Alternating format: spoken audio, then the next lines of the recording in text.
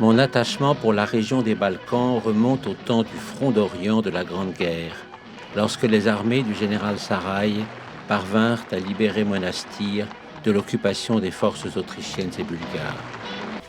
Saraï me confia alors un avion pour que je puisse faire des relevés topographiques qui permettraient de situer d'autres chantiers de fouilles.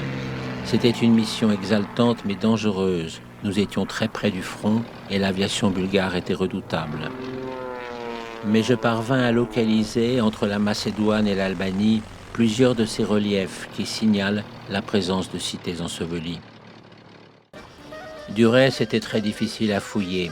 Les monuments antiques avaient servi de carrière et les vestiges étaient enfouis profondément sous les habitations d'une population peu portée sur l'archéologie. Les fusils partaient tout seuls quand on commençait à creuser. Un risque était la traversée des rivières sur des ponts branlants, peu adaptés à supporter le poids de Miss Albania.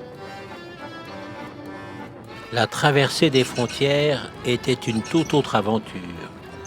Les douaniers ne voyaient pratiquement jamais passer le moindre touriste.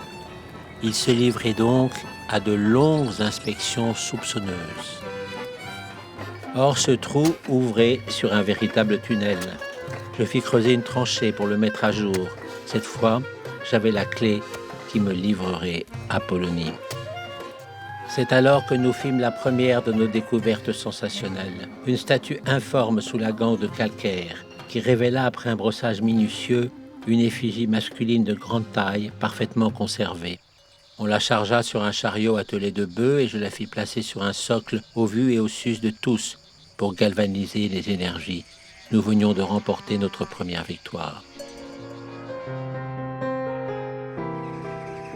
L'année 1938 commença bien pourtant. Nous étions dans l'œil du cyclone et nous ne le savions pas. Mes illusions furent confortées par le mariage du roi avec la délicieuse comtesse hongroise Géraldine Apponyi. Elle allait devenir la marraine de ma fille et ne m'oublia jamais durant nos années d'exil. Je savais que le Parlement, une fois découvert et relevé, deviendrait l'emblème de la renaissance d'Apollonie. Mais je n'ai pas eu le temps de voir le splendide bâtiment remonter. Je n'ai pu que le dessiner et l'imaginer, tel que les générations futures pourraient l'admirer.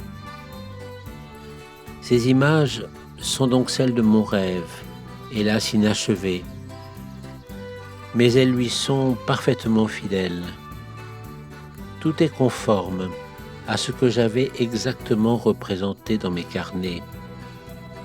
Les chapiteaux corinthiens finement ciselés, l'élégance de la colonnade, le fronton et l'architrave, l'abside au fond du bâtiment où siégeaient les agonothètes, c'est-à-dire les magistrats chargés des fêtes et des événements sportifs. Depuis l'un des côtés, on peut apercevoir la mer.